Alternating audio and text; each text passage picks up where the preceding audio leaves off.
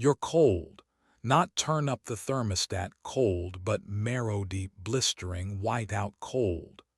The kind of cold that chews through your furs, steals your breath, and makes your fingers too stiff to hold your own child. It's 40,000 years ago. You're in the center of an unrelenting ice storm. Wind howls like a predator. You haven't eaten in 2 days, and you need fire now. But there are no matches, no lighters, no flint lying conveniently nearby. You've been carrying embers in moss bundles for 3 days, praying they wouldn't die. They did. Now it's just you, the storm, and the aching knowledge that unless you build fire, real fire, this night might be your last. And yet you do it. Not just once, but again and again for generations. The question is, how? How did humans with no modern tools fight nature and win? By the end of this journey, you'll never see fire the same way again. You feel it before you even open your eyes, that numb, paralyzing cold that makes your bones feel hollow and your breath sting like smoke in reverse. Your eyelids are crusted with ice. Your furs are damp from the snow that drifted in during the night. Somewhere outside the cave mouth, the wind moans like a dying animal, but inside it's worse. Inside it's still, too still. The ember bundle, you jolt upright. It should be glowing, buried deep in dry moss and ash. It should be warm, smoldering faintly like a sleeping heartbeat. But it's not. The bundle is cold. You press your hand against it, frantic, searching for even a thread of heat. Nothing. The last ember is gone. Your stomach sinks in a way hunger never causes. You weren't just sleeping in the ice age, you were sleeping with fire. Fire, that living thread passed from one dusk to the next, from one ancestor's hand to yours. And now it's gone. You're not in a world that forgives that kind of mistake. The storm outside isn't just cold, it's carnivorous. The kind that rips skin from faces, turns lungs into brittle glass. There is no sun to rely on, no dry wood conveniently lying in stacks. You have no lighter, no matches, no easy salvation. You are surrounded by snow-laden silence and the knowledge that without flame, everything collapses: heat, food, safety, hope. Your clan has depended on that ember for 4 days of travel. It was passed to you because you were trusted. Now the smoke is gone, and so is the trust. So is the future, if you can't fix this. But fire isn't just something you use. It's something you carry. And if you fail to carry it, it will never carry you. You try to think. Try to remember the rituals, the steps, the stories. What did your grandmother whisper when she showed you the first time? What did she say about the stones, the sharp one and the heavy one, and the tinder, the way it had to be dry as bone, scraped and shredded almost like hair? Your hands shake, not from fear, not yet, but from the creeping, merciless cold that invades muscle before it kills. You have flint somewhere. You dig through your satchel with half-numb fingers. Yes, the shard, dark as obsidian, sharp as a broken promise. You find the iron pyrite too, the fire rock. They spark when struck together. You've seen it, but you've never had to do it like this. In this wind, with your people asleep in the cave behind you, depending on the warmth they assume you still have. You step outside because you have to. The smoke would have choked the others if you tried inside. The wind howls instantly, turning your exposed face into cracked leather. You crouch behind a drift, knees to your chest, fumbling your way through each motion. You can't feel your fingertips. You strike the stones. A flash. Again. A hiss, a spark, but it vanishes, swallowed by the wetness in the air. Time is not on your side. The sky has that dim, heavy color that means dusk will fall fast. And dusk out here is not a color. It's a sentence. Why did humans do this? Why not just huddle or migrate or burrow like the animals? Why choose fire, this fragile, unreliable thing, and try to bend it to your will? Because fire did something nothing else could. It rewrote the contract with death. With fire, you could cook meat and unlock the power hidden in fat and marrow. With fire, you could see through the night, drive off predators, warm the newborn, dry the tools. With fire, you could remember, tell stories, shape stone, shape culture. But only if you could make it stay. You shred a strip of bark, trembling, you scrape the fibers. You cradle it like a dying child. One spark, just one, could change everything. You strike again, again. A flicker lands, it glows for the briefest second. You blow. Too hard, it vanishes.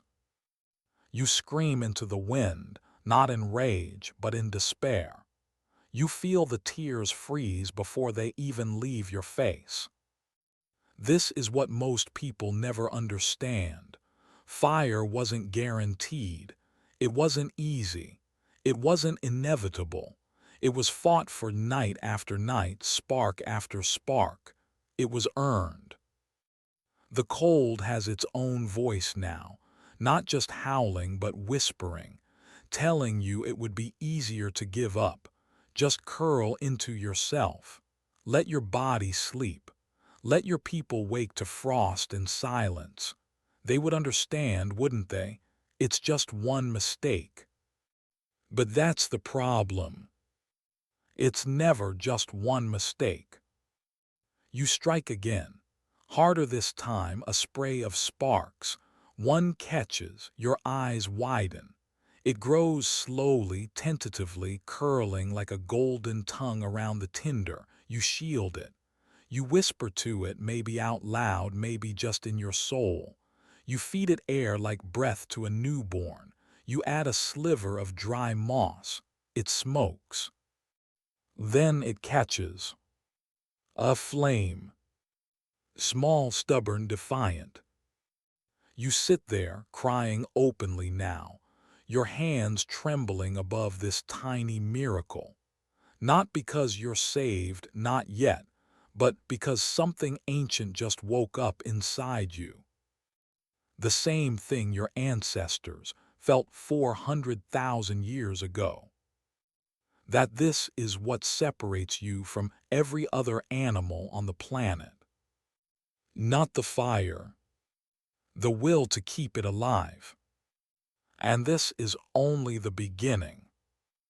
Because from here, you must learn how fire was first discovered, how it was kept alive before it could be made, how it became culture and myth and memory.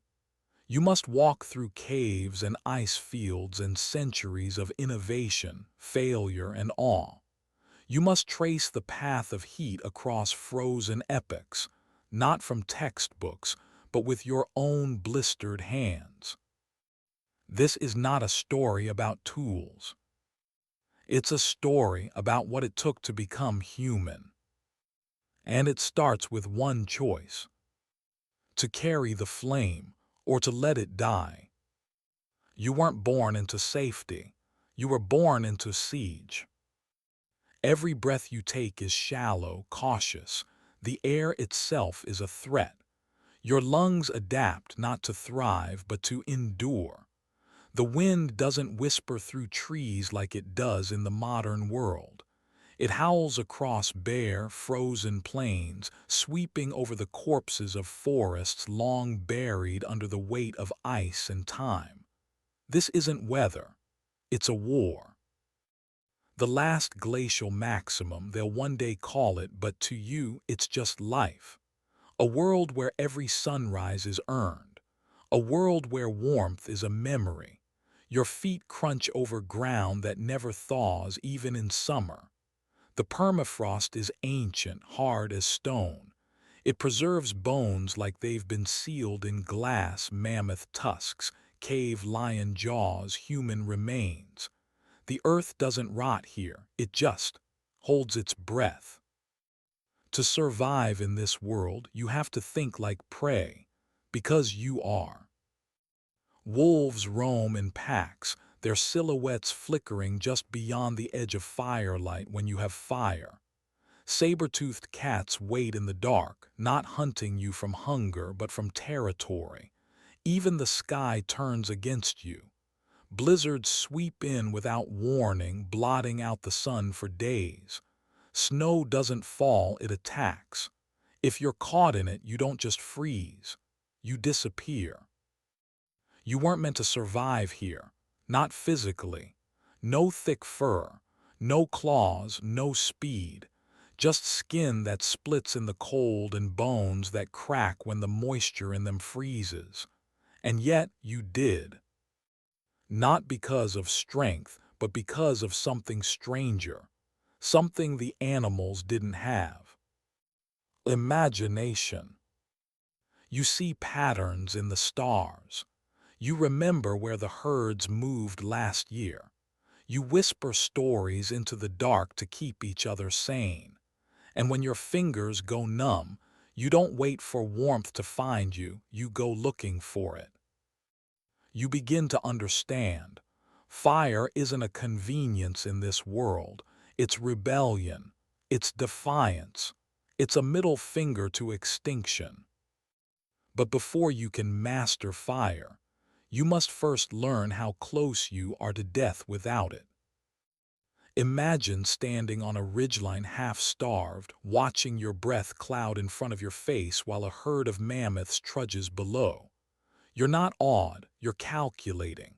If your group brings one down, it means meat, bone, fat, and crucially, fuel. Mammoth dung burns hot and slow. So do dry bones. Every part of a kill becomes part of a fire. Nothing is wasted. Nothing can be. Your brain doesn't just seek food anymore. It seeks fuel. Because here's the secret you're starting to feel in your gut. You don't hunt for calories alone. You hunt for heat. You've seen what happens when someone sleeps too far from the fire. Frostbite starts quiet, a white patch, a bit of stiffness. Then the skin blackens, cracks, falls away. Fingers go first, then toes, then the mind. The cold doesn't kill you all at once. It erases you piece by piece until there's nothing left to remember. You remember the old woman who wandered from the circle once, maybe just to relieve herself or listen to the wind alone. They found her the next morning. She looked peaceful, almost smiling, as if the cold had lulled her into a dream. But her hands were curled like claws. Her feet were blocks of ice. Her final breath had frozen on her lips. This world does not forgive solitude. That's why your people huddle close, not just for warmth but for memory, because knowledge here isn't written down, it's spoken, passed mouth to ear, story to soul. Around the fire you learn what roots to chew when your stomach growls, how to read the sky before it turns deadly, which caves echo with the sounds of ancient bears. But most importantly, you learn reverence. Because fire is not just survival, it is sacred. It is what separates the living from the forgotten. And yet it's fragile. A wrong wind, a bad night, one soaked bundle of moss and your fire's gone. That's not an inconvenience, that's a death sentence. So you treat it like life itself. You wrap coals in ash, in bark, in fur. You pass it from one group to the next, from one migration path to another. A smoldering ember becomes the heartbeat of a people. Entire clans depend on its glow.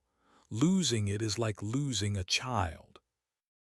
And so you begin to understand that fire is not something you make lightly.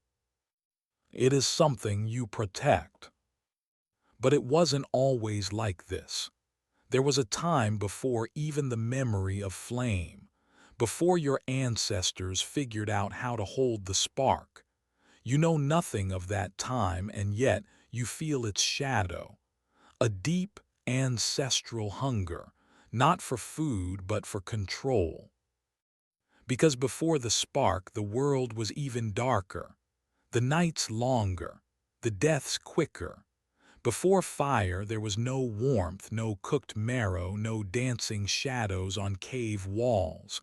Just cold, just claws, just the long silence between screams. You begin to suspect something unsettling, that this world, beautiful and terrible, was never meant to keep you alive. That survival wasn't granted to you. It was stolen. And the thing that let you steal it, it wasn't your body.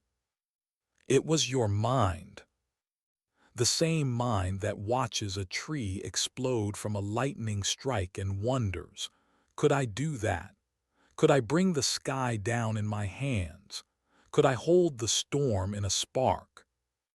That question will burn in your species for tens of thousands of years. But first, you have to learn what it means to live without the answer. Because before the spark, every night was a gamble, every storm was a threat, and every shadow might be the last thing you ever saw. But something inside you, some flicker of thought or instinct or will, refuses to accept that. You stare into the cold, and the cold stares back, and instead of bowing, you imagine a way to fight it. That moment, that resistance, is the first ember. You just don't know it yet.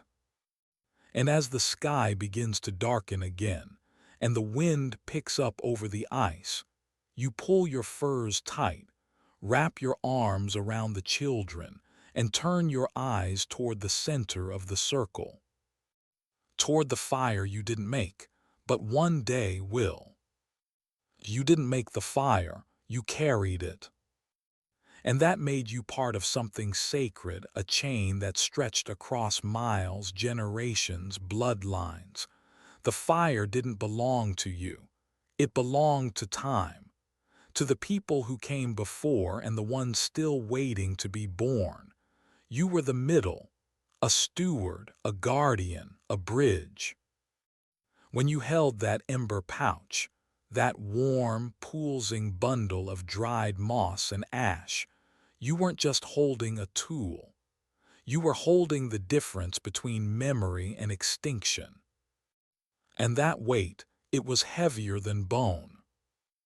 It was your mother who taught you, or maybe your grandmother. It's always the oldest women in the group who know the most about the fire. They'd guarded it through snowstorms and childbirth and burial rites. They knew how to coax it back from almost death, how to read its moods like a living creature. You watched them as a child, mesmerized, not understanding why they treated smoke like breath and ash like medicine. Not until you were old enough to carry the ember bundle yourself and feel its heat seep through the deerskin, just enough to burn a lesson into your palms. Fire wasn't made every day, it was inherited. Because striking a new flame from stone and tinder was risky. It could take hours, sometimes days, and you never knew if the wind would cooperate, or if the air was too damp, or if your hands were too numb to spark the right rhythm. But an ember was dependable, if you knew how to protect it. You learned early, never let it get too much air. It'll flare and die. Never let it suffocate either. Keep it fed but not full.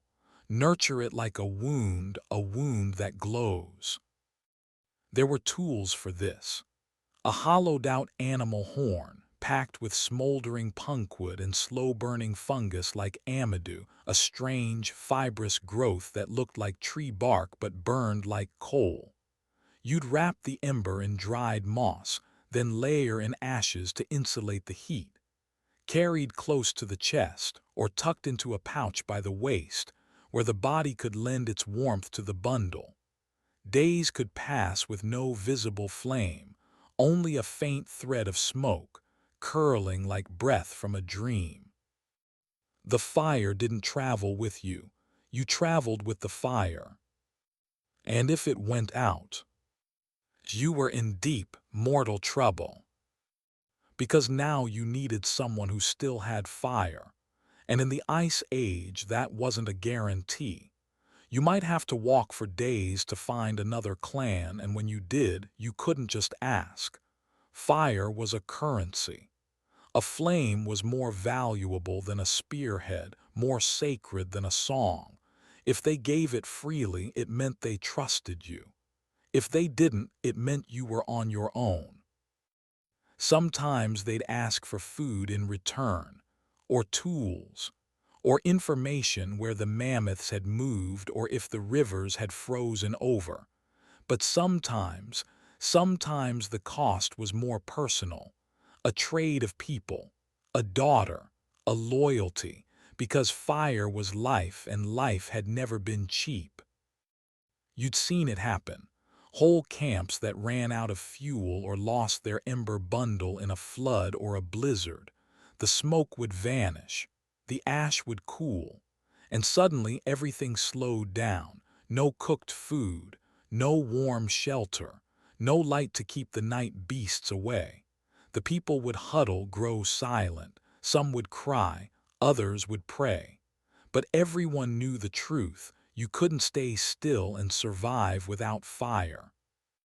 So they'd send someone out, someone fast, someone trusted, someone desperate to find a new spark. And sometimes they never came back. Fire made wanderers of us all. It connected the scattered dots of early humanity like a constellation. Across valleys, through forests, along rivers and over mountains, people didn't just migrate for food. They migrated for flame. That's why long before agriculture, long before cities, there was already a kind of network, a fire economy.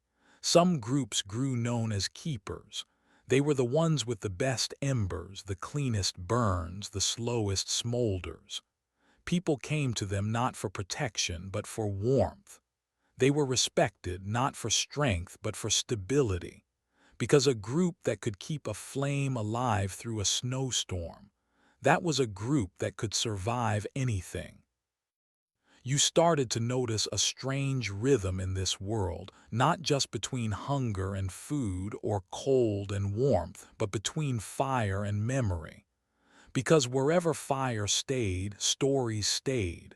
Names, deaths, births. The flame didn't just protect the body, it protected the past. At night, after the hunting was done and the stomachs were full, your people would gather around the fire, not because they needed heat, but because they needed meaning. That flickering light became a stage, a teacher, a witness.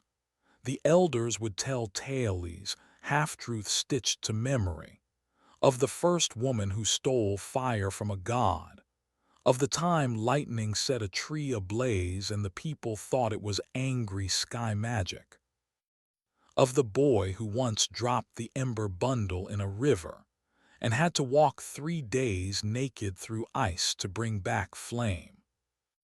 Every fire circle had those stories. Because every circle knew fire was only ever one mistake away from vanishing. So you treated it like kin. You fed it, spoke to it, respected it. Some groups even gave it a name. not for superstition, but for gratitude.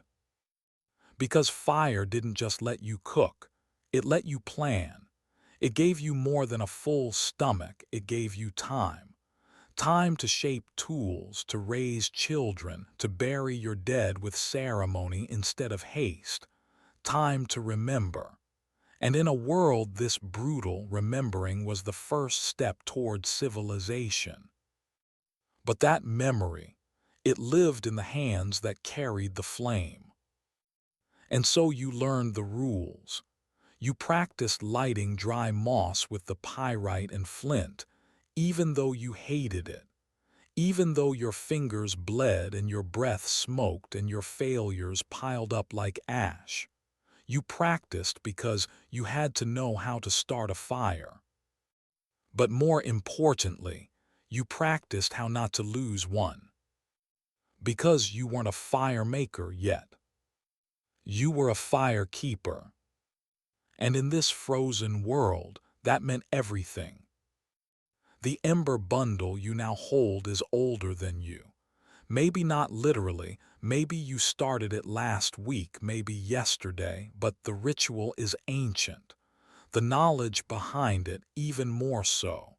You didn't invent this technique. You inherited it. You are one in a line of keepers that stretches back farther than you can count. And one day, someone will inherit the flame from you. Unless you drop it. Unless you forget. Unless you let the world's cold crawl in and take what you were supposed to protect. And so you press the bundle close again. Check it, feed it, feel the heat still pulsing like a heart. It lives. And as long as it does, so do you. But the world is changing, and the time is coming when carrying fire won't be enough. The next step is harder. You will have to make it. Your hands are already raw. They crack at the knuckles, fingertips split from the cold. But you press the flint between your thumb and forefinger anyway, feeling the sharp edge bite into your skin. You grip the pyrite in your other hand, heavy, metallic, strange. The two stones aren't beautiful, but they're potential. If you can make them speak, they will answer with fire. You kneel beside the nest of tinder, dry cattail fluff and shredded bark, gathered and dried days ago, wrapped tight in fur and kept close to your ribs so it would stay warm. You lean in. You hold your breath. And you strike. The stones collide with a dull click, a soft ring. Nothing. You reposition them, try again. This time sparks leap, little orange ghosts, short-lived and frantic. They vanish before they land. You whisper a curse under your breath and strike again. Sparks. No flame. You know it can be done. You've seen the elders do it, watched the thin threads of smoke curl up from dust as if the earth was exhaling. You've even held the finished flame in your own hands. But now, under the pressure of hunger, of cold, of knowing that there's no ember left to rely on, it's different. It's not just a task, it's a test. And failure is not a lesson, it's a sentence. So you begin again. Stone against stone, over and over. Your wrists ache. Your breath fogs and settles back down over the tinder. You have to remember not to blow too early, not to drown the spark in air. You're not just making fire, you're balancing it, negotiating, seducing it. And then a flicker. Tiny, fragile. A dull red glow in the center of the moss. You freeze, eyes wide, heart pounding. You lean in slowly, gently, like it's a sleeping animal you don't want to startle. You blow once, soft. The glow brightens. The smoke thickens. Again, the ember flares, and then the flame. It's barely the size of a fingernail, but it's alive, dancing, wanting. You feed it slowly, twigs, bark, a curl of pine resin, until it grows into a whispering, crackling voice that fills the silence around you. And in that moment, you understand something that your ancestors discovered not by chance, but by obsession. Fire is not a gift. It's a conquest. The tools that gave rise to that conquest were simple but never accidental. Flint, a sharp-edged sedimentary rock, brittle enough to shape, hard enough to strike. Pyrite, iron sulfide, metallic and glittering, misnamed fool's gold by people who forgot what real value looked like. Together, these stones became the first ignition system. When struck just right, the flint would shave a tiny piece of pyrite off, and that sliver, exposed to air, would combust. Not because of magic, because of friction, because of chemistry. Because someone, long ago, figured it out. And they didn't just try it once. They tried it hundreds of times, failing, watching sparks die, watching tinder smolder and then fade, getting it wrong again and again because there was no manual, no instructions, just trial, just error, just blood on stone and smoke in the lungs. They must have wondered, is it even possible, or is this just for the gods? But they didn't stop. Because humans had something even more powerful than hands. They had memory. That memory wasn't genetic. It was cultural, shared, passed like flame from mouth to mouth, from blistered hand to trembling child. Each generation added one more piece, a sharper stone, a better grip, a smarter technique. And over thousands of years, the impossible became routine. Eventually, even anatomy began to change. Our hands, your hands, evolved for this. The opposable thumb, the precision grip, the nerves that send warning pain just before a burn gets too deep. Your ancestors weren't just thinking beings. They were fire-adapted creatures. Your brain grew alongside flame. Your jaw shrank because you could cook. Your nights lengthened because fire gave light. Your stories grew more complex because you could sit in circles instead of fleeing into darkness. You became human around the fire. And yet, the process of starting it still demands everything. There's no shortcut. Because it's not enough to have tools. You need technique, pressure, angle, rhythm. If you strike too softly, no spark. Too hard and the pyrite shatters. Too slow and the air never feeds the heat. Every movement becomes a meditation. Every mistake becomes a lesson. And still you keep going. Because now you can. And that changes everything. The ability to start fire on command didn't spread instantly.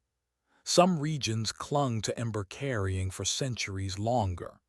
In the wetter zones, where moss never truly dried and storms came without warning, people still passed fire like an heirloom. But slowly, surely, the idea that you could make flame from stone, from muscle, from skill, took root. It became a rite of passage. It became power. Those who could make fire were no longer just survivors. They were creators, leaders, myth makers. In some cultures, they became spiritual figures, shamans of the spark. In others, they were simply respected because they could do what the world was always trying to prevent: ignite hope. You felt that now, the shift, the confidence. It's subtle, not a roar, not a celebration, just a quiet certainty that the cold no longer controls you. You sit beside your newborn fire, feeding it bit by bit, watching it grow bold. You feel the heat on your face, the sting of smoke in your eyes. You see shadows dance across the stones and wonder what they'll become. And you understand something else, something deeper. This wasn't your first fire. Not really. This was the latest one.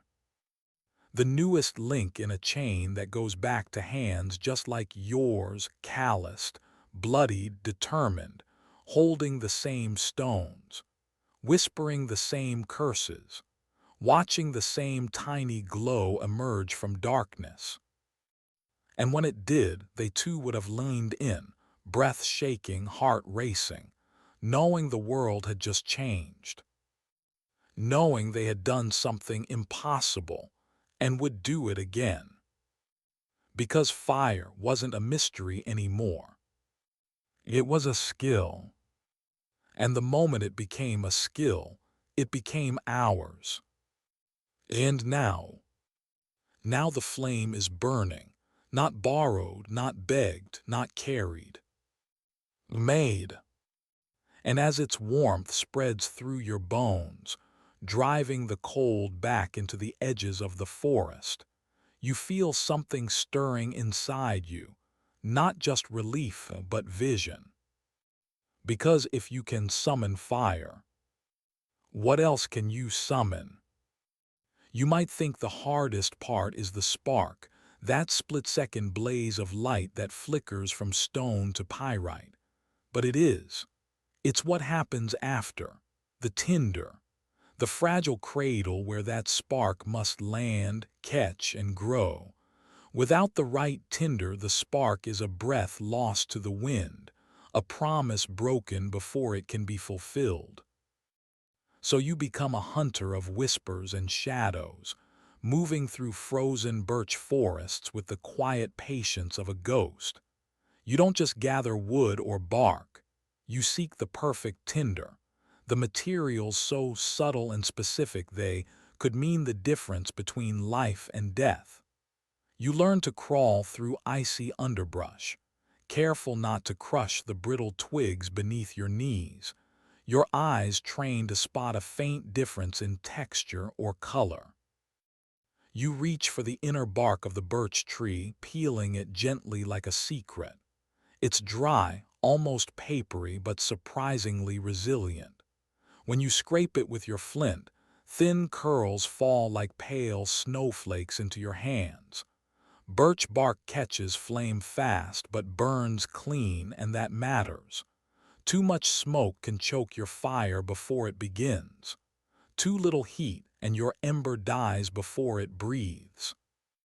You move on, searching for the slow-burning fungus, a gift from the forest's dark underbelly. Amadou is what your people call it. You've watched elders strip it from old, dead trees, carefully peeling off layers of black crust. It's rough and dry but pliable like hardened leather.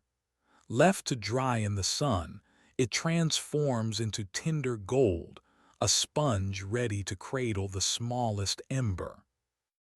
In your cloak you carry fluffy cattail down, the cottony fluff that spills from tall reeds by the riverbank. You dry it by the fire for days, fluffing it like a nest in your palms, careful to keep it clean and free of moisture. It's delicate, dangerous even, because if it gets damp or dirty, it won't catch.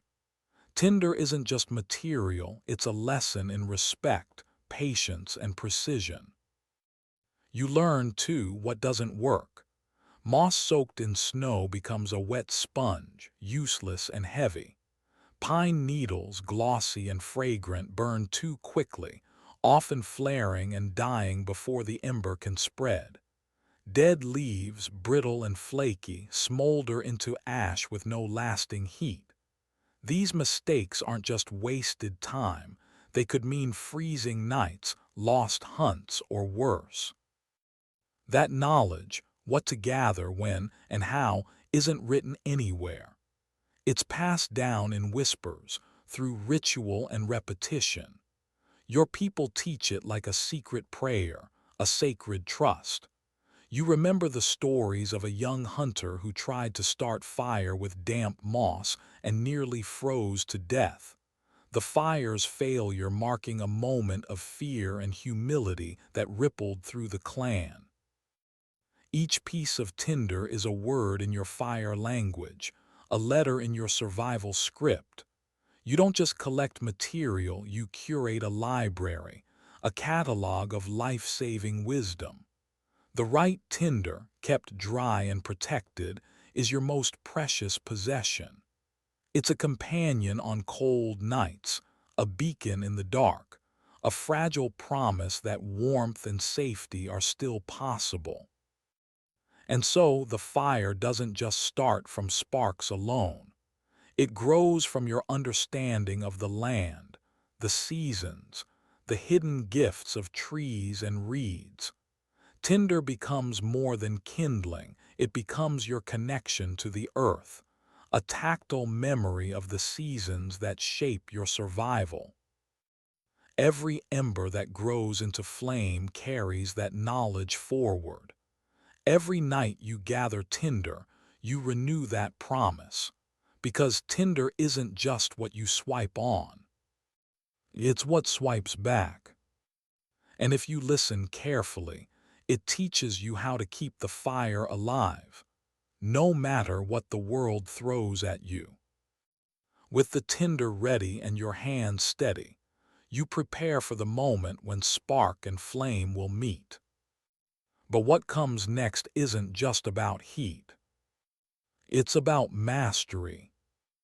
The story of fire continues, and you are just beginning to hold its true power. The sky opens without mercy. What began as snow twists into biting sleet, sharp and unrelenting, slicing through even the thickest hides you wear. Your kindling, once carefully gathered, lies sodden and heavy at your feet, soaked through with relentless rain and slush. Your clothes cling to your skin, cold seeping deeper with every breath. Your fingers, numb and trembling, struggle to grasp flint and pyrite, the tools you depend on to summon warmth. But here's the truth. Sometimes the world fights you harder than you could imagine. It wants to swallow your fire before it even sparks. In these moments, survival hinges on more than luck. It demands ingenuity, a cunning born not from textbooks but from sheer desperation. These weren't primitive souls huddling blindly against the storm. They were architects of survival, engineers of desperation who built warmth from ruin. You learn to become one of them. First, you turn to the stones. Cold and solid, they offer more than just shelter. They are your shield against the wind's cruel assault. You gather rocks, smooth and heavy, and pile them strategically around your fire site. These rocks absorb the faint heat you manage to coax from your tinder, holding it like a vault against the wet, howling air. The stones break the wind, creating a pocket where flame can breathe instead of suffocate. It's a fortress, a fragile sanctuary carved out of stone and resolve. But rocks alone won't save you. You press your dry tinder close to your body, slipping it beneath layers of furs where your own heat, your heartbeat, your breath slowly dries the fibers. The fire you seek to make starts not in the cold outside but against the warmth of your skin. It's intimate, almost sacred. The tinder becomes part of you, an extension of your flesh and blood. Every pulse of warmth you give it is a gift, a quiet prayer for flame. You discover that heat is a force to be manipulated, not just summoned.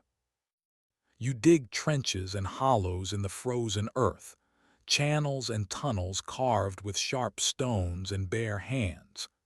These are your underground wind tunnels, hidden from the storm's fury, designed to funnel the slightest breath of air into your struggling ember. You don't just build a fire, you build a breathing chamber for it, a carefully controlled environment where the storm's chaos is tamed, where flame can grow in spite of the soaked world outside. Your ancestors left no blueprints, but the pattern of their ingenuity is clear. These solutions, the stone heat shields, the body-warmed tinder, the wind tunnels beneath the frost, are the product of trial, failure, and stubborn hope. They are proof that intelligence isn't a luxury reserved for cities and scribes. It's the raw, urgent force that drives you to live when everything else tells you to die. You realize how deeply these survival strategies shaped your species. This was not mere adaptation. It was innovation born of necessity. Every fire that endured a storm was a rebellion against nature's indifference, a refusal to surrender to the cold. When the world became soaked, your ancestors invented warmth. And the stakes were never higher. Without fire, hypothermia was death's steady hand. Without heat, food remained frozen, nutrition impossible. Without flame, darkness swallowed hope itself. Yet with these tools and tactics, you see how your ancestors fought back, with hands worn raw by cold, minds sharpened by crisis, and hearts burning with unyielding will. The storm rages, but inside your rocky haven the ember glows brighter. You nurture it like a fragile heartbeat, knowing that this small flame is your lifeline. Because when everything is soaked, fire is no longer just survival. It is triumph. And this triumph is just the beginning. For what you've built here, this fragile sanctuary, is more than heat. It's the spark of human genius. A promise that even in the darkest, wettest storms, you will find a way to keep burning. And so, as the sleet pounds harder against your stone walls, you prepare for the next challenge, turning this flame into a blaze that will carry you through the night and beyond. Look around. No chimpanzee carries embers in a hollowed branch. No dolphin sparks flames in coastal reeds. No animal other than you has mastered the art of fire, not just harnessing it, but creating it at will, shaping it into a tool, a protector, a symbol. It's a power so fundamental, so transformative, that it marks the boundary between you and every other living creature on this planet. But why fire? Why you? The answer lies not in the stone or tinder or sparks, but deep within your brain, in the extraordinary leap that turned a flicker into a flame inside your mind, long before it burned in your hands. Fire wasn't simply discovered, it was imagined. Your ancestors made a mental leap so profound that it rewrote the story of life itself. They could see fire before it existed in their mind's eye, and hold that vision long enough to bring it into reality.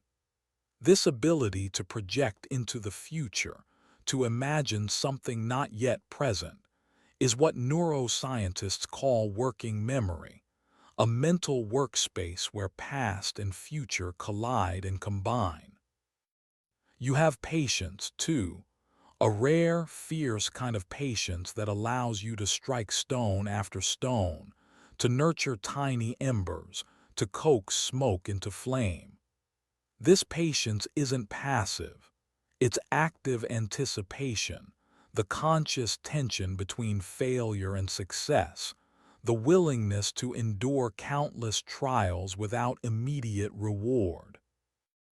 Imagination and patience together create a unique form of causal reasoning, the capacity to understand that one thing can lead to another, that striking stones might create sparks, that sparks might catch dry moss, that fire might bring warmth, safety, and light. Your brain can weave these steps into a coherent plan, a narrative of cause and effect that unfolds in time and space. No other species demonstrates this blend of foresight and persistence on this scale. Sure, chimpanzees use tools, dolphins communicate complex ideas, and crows solve puzzles.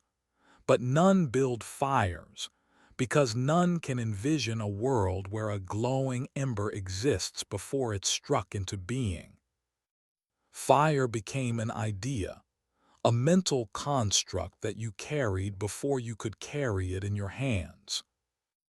And with that idea, you separated from every other life form. Your mind, wired for innovation and narrative, began to weave culture, language, and technology into an intricate web. Fire became not only survival but symbol. Around it, stories were told, myths born, communities forged. You can almost feel it now, the invisible spark in your brain that stirs as you strike flint to pyrite, the quiet alchemy between your thoughts and the world around you. Fire was never just heat. It was imagination made flesh, patience made real, a vision turned into reality. You hold a power that no other animal can match. And this power, this fire of the mind, will carry you far beyond the flickering flames at your fingertips. Because once you learn to see what could be, instead of only what is, nothing will ever stop you from making it so. The fire inside you is as vital as the one burning before you. And this realization is only the beginning. Fire is more than warmth, more than survival. You don't just use fire, you live with it as a force that commands awe, fear, and reverence. The flickering flames are a presence, a volatile spirit you must honor, for it gives life but can just as easily take it away. You don't light a fire carelessly. Every spark is a prayer, every ember a fragile gift that must be begged to stay. In the long shadows of ancient caves, you press your hands to stone walls, tracing the dancing shapes of flames immortalized in ochre and charcoal. These aren't mere drawings. They are sacred symbols, echoes of your earliest conversations with fire, a dialogue between your mortal flesh and the flickering soul of flame. Fire is a language without words, a story told through light and shadow, a symbol of transformation and mystery. You gather around the fire during births, the moment when new life emerges from darkness. The crackling blaze is a guardian, a witness to the fragile miracle of beginning. Its warmth comforts the mother's trembling hands, its light reveals the hope glimmering in your eyes. And when a life slips away, you circle that same fire again, this time to mourn, to honor the passage from flesh to spirit. Fire becomes the bridge between worlds, the keeper of souls, the eternal flame that promises return even in death. In this sacred dance, fire is magic. You whisper to it, offering small tokens, bundles of herbs, feathers, or finely ground minerals, each gift a plea for protection, prosperity, or healing. The smoke spirals upward like a message to unseen powers, carrying your fears and wishes beyond the tangible world. To you, fire isn't just a chemical reaction. It is alive, unpredictable, and deserving of respect. The ritual of flame is woven into your very being. It marks seasons and ceremonies, turning time itself into a cycle punctuated by firelight. You remember the first winter solstice when the night stretched longest, and the fire's glow was the only resistance against endless darkness. You understand that fire is a symbol of rebirth, not only of the seasons but of your own spirit, each flame a chance to begin anew. You learn that fire is a fragile friend. It demands attentiveness and humility. You beg it to stay alive through whispered incantations and careful tending, knowing that neglect invites disaster. Every moment without fire is a step toward vulnerability, a reminder of your tenuous hold on existence.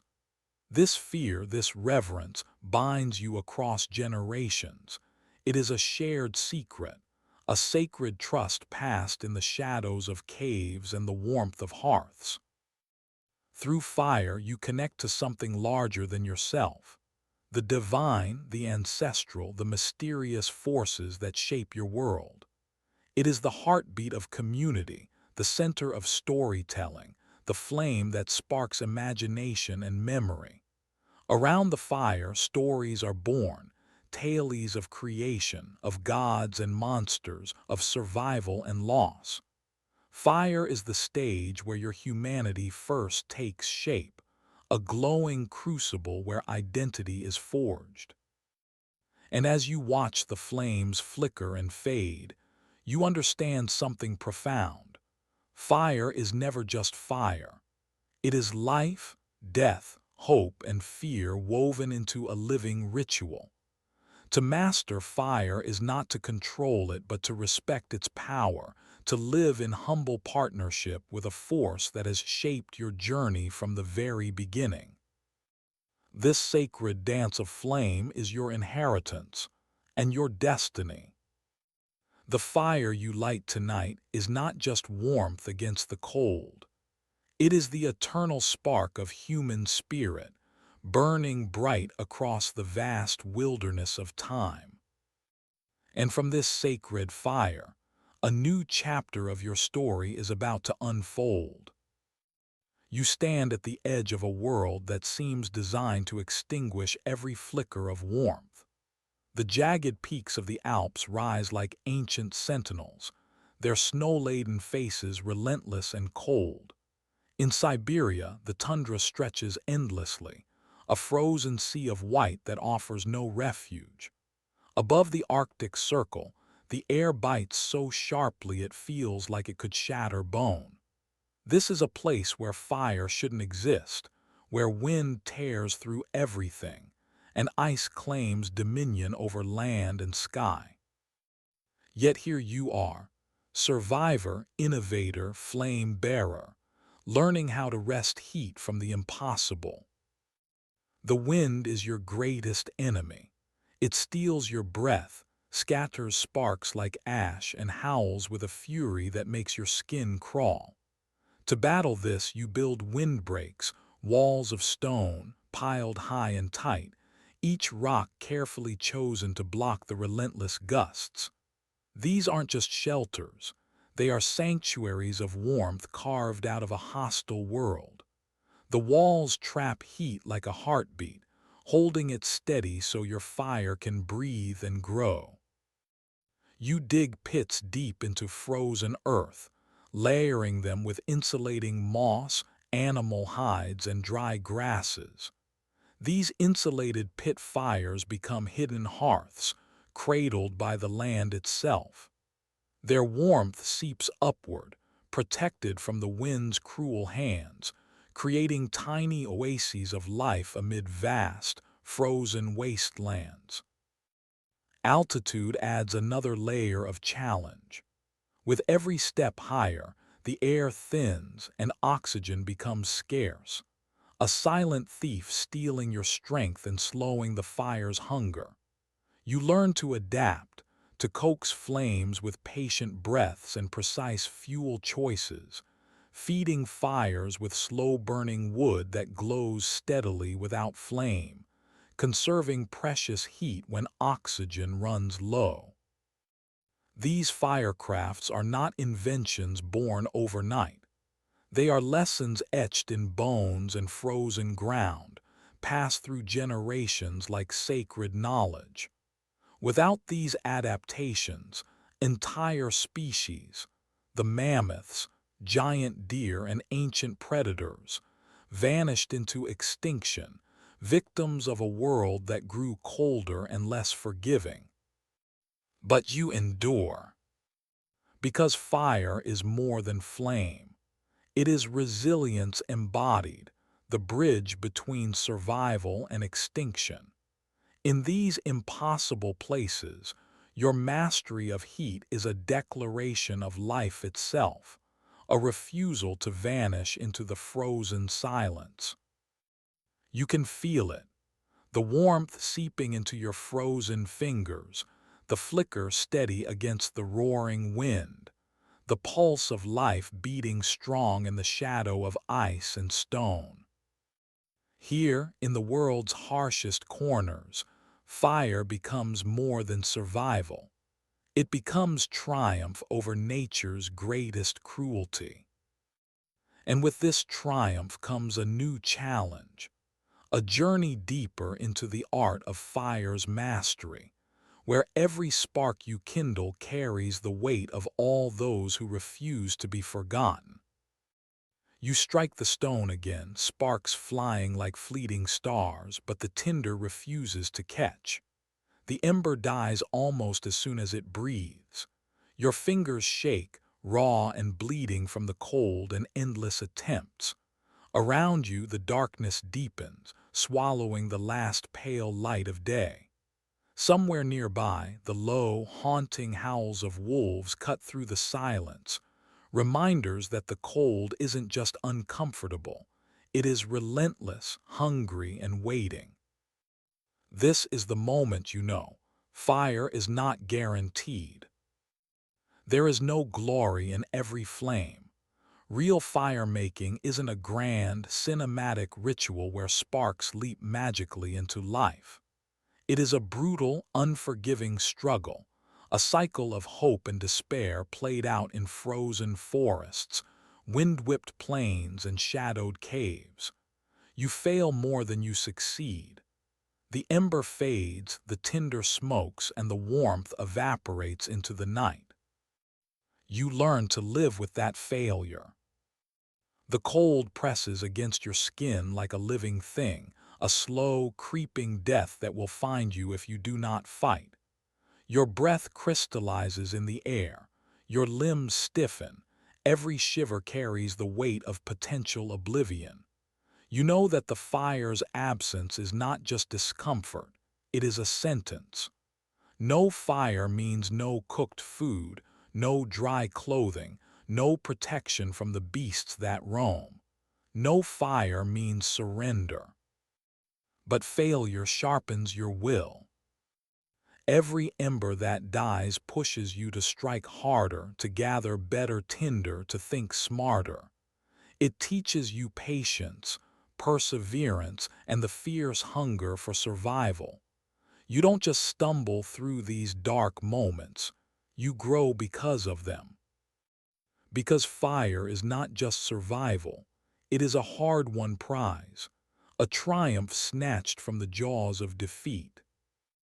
When your fire finally catches again, it glows not just with heat but with the weight of every failure before it. That flickering flame is a testament, not just to your skill, but to your refusal to give up. You didn't merely survive the night, you earned your right to live through it. And in that earned warmth, you glimpse the true power of fire. It is not perfection but persistence, not certainty but the courage to keep trying when the world wants you to fail. The night is still long, and the cold still waits. But now you know what it takes to face it. And as the flames rise steady once more, you prepare to carry that hard-won light forward, into whatever darkness comes next. The fire before you is no longer just a desperate flicker against the dark. It has become a hearth, a center, a heart, a home. Around this glowing circle, something new begins to take shape. The fire's warmth invites gathering, its light extends the day beyond the setting sun, and its steady pulse becomes the rhythm of your life. You don't simply survive with fire anymore. You live because of it. Cooking transforms the way you eat, and in doing so, it transforms you. Raw meat, once tough and risky, becomes tender and nourishing. Starches and roots soften, unlocking hidden calories and nutrients your body needs to thrive. These changes ripple through your biology. Your teeth grow smaller, your jaws less robust, no longer burdened with tearing raw flesh. Your digestive system adapts and your brain, hungry for energy, begins to grow larger, more complex. Around the fire, voices rise in conversation, words carrying stories, plans, warnings, and laughter. Fire extends the day into night, and with that extra time comes new possibilities. You start to shape not only your environment but your social world. The hearth becomes a gathering place where knowledge is shared and traditions are born. This is where culture blooms. Around the fire, you invent language's earliest rhythms and rituals. It's here that cooperation deepens, trust grows, and the fragile bonds of community tighten. Fire is no longer just heat and light. It is a social catalyst, the ember that ignites civilization itself. You plan your hunts with newfound foresight. You teach your children the secrets of tinder and spark. You pass down rituals and stories that bind your people across generations.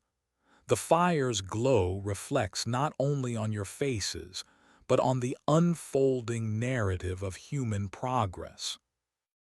Living with fire means adapting your very nature.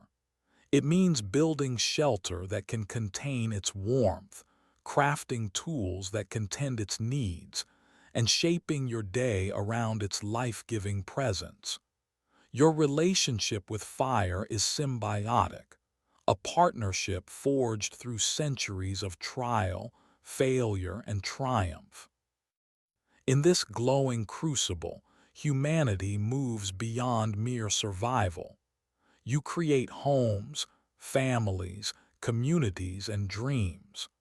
Fire is the thread that weaves through every part of your existence, stitching together biology, culture, and technology into the tapestry of civilization. You don't just carry fire, you carry the future. And as that future unfolds, you stand at the threshold of a new age, where fire is no longer a flicker in the dark, but a blazing beacon lighting the way forward. The journey from ember to empire is just beginning. You step quietly through the dust of ancient ruins, the air thick with centuries of silence. Beside you, archaeologists brush carefully at a cracked stone slab, revealing dark char marks that whisper stories of flames long extinguished. These are not just stains, they are signatures, traces of fire that survived millennia, waiting patiently to tell their tale. Fire leaves a mark, even when the flames have long since vanished. You see hearths layered in caves like geological palimpsests, circles of blackened earth etched deep into sediment, each layer a frozen heartbeat of past lives. These hearths are the stages where your ancestors performed the rituals of warmth and survival, where flames flickered under watchful eyes and stories were shared in the glow. Under microscopes, ash particles tell an even richer story. Tiny fragments, invisible to the naked eye, reveal what kind of wood burned, how hot the fires burned, and even the seasons when they were tended. Chemical signatures within the charcoal speak of ancient diets, traded goods, and movements across vast landscapes. Fire, it turns out, is a storyteller in its own right, leaving behind cryptic notes for those who know how to listen. But these clues are fragile, fragmented, and often buried beneath layers of earth and time. Each discovery feels like piecing together a vast, incomplete puzzle, one where the missing pieces might forever elude you. You marvel at how much has been uncovered, yet you also sense the vast unknown still hidden in the soot. What does it mean, this intimate dialogue between fire and earth? How did early humans shape their world through flame? And how did fire, in turn, shape them? The answers lie not only in charred stones but in the very chemistry of survival. As you walk through these ancient remnants, you feel connected to a lineage of discovery, a shared curiosity that bridges the gap between past and present. Fire's secrets are locked in the ashes, waiting for those patient enough to unearth them. And as the embers of history glow faintly beneath your feet, you realize that understanding fire is not just about the past. It is about unlocking the primal force that sparked humanity's endless quest for meaning, mastery, and connection. The story of fire continues to burn, and with every excavation, the flames grow brighter, lighting the way to new revelations yet to come. Now imagine yourself thrust back into that ancient world, not as a spectator but as a participant. You stand in a camp where the wind bites your face and the cold seeps into your bones.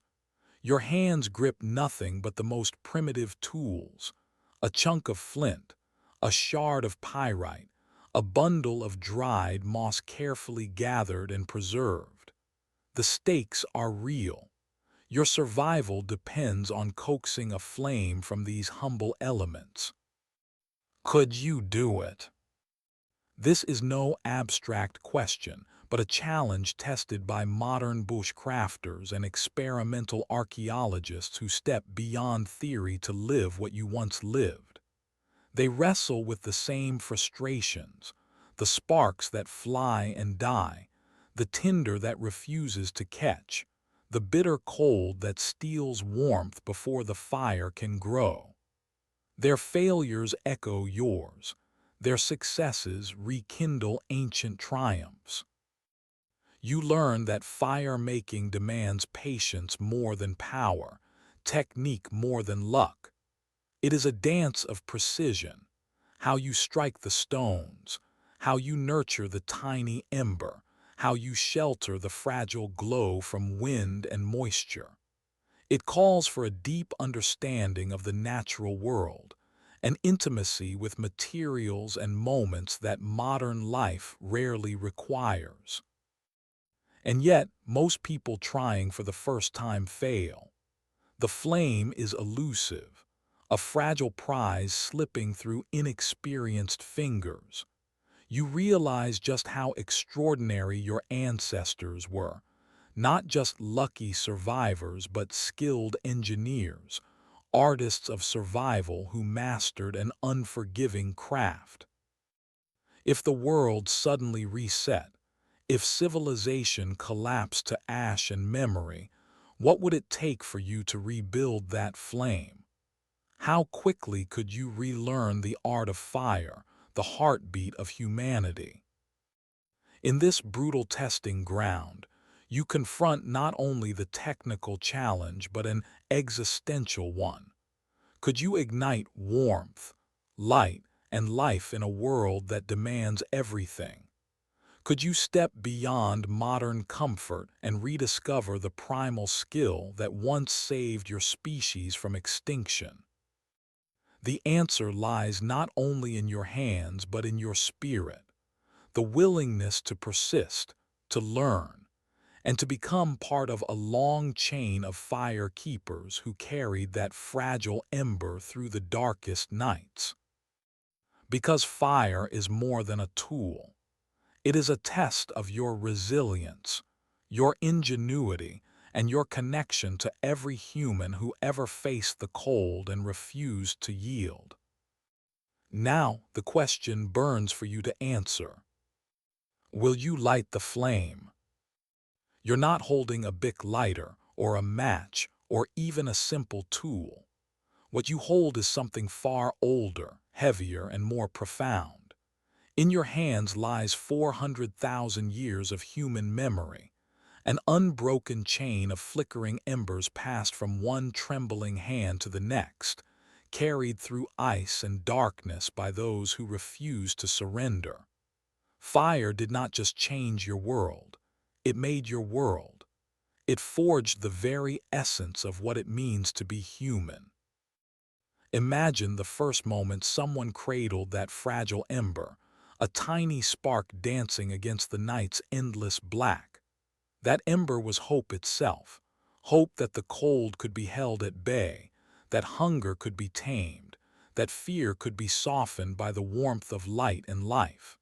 It was a gift born from desperation but sustained by an unyielding will. Each generation took that ember, no matter how weak or flickering, and held it close, knowing that to lose it meant more than just darkness. It meant losing connection, identity, and the possibility of tomorrow. You are here today because someone long ago made a choice. They chose to carry embers in their hands and stories in their breath. They chose to face the cold, the storms, and the long, silent nights without fire's glow. They became the keepers of flame, guardians not only of heat but of human resilience itself. Now that flame is yours. It's easy to forget how extraordinary this inheritance is. You flip a switch and a flame bursts forth. You light a stove or a candle without a thought. But beneath every modern convenience lies that ancient spark, that relentless spirit of survival. Carrying fire means carrying the will to endure, to adapt, to imagine a future beyond the immediacy of the moment. Fire was humanity's first technology, its first art, its first act of rebellion against nature's cold indifference. It was a revolution wrapped in smoke and glowing coals, a promise that life would not simply persist but flourish. And so, as you stand in the warmth of a modern flame, remember, you are the latest link in a chain that stretches back to the dawn of our species. You carry more than heat. You carry courage, ingenuity, and the profound truth that survival is a choice made again and again. In the flickering light, you hold the story of every human who ever faced the night and chose to fight back. You carry their hopes, their failures, and their victories. This flame is not just warmth. It is a testament to life's stubborn, radiant pulse. The fire in your hands is a beacon, lighting the path forward. It reminds you that no matter how dark the world becomes, no matter how cold the night, the flame you carry will never truly go out. Because fire is more than survival, it is the enduring heartbeat of humanity itself. And as you carry this flame into the future, you carry the power to shape the world yet again.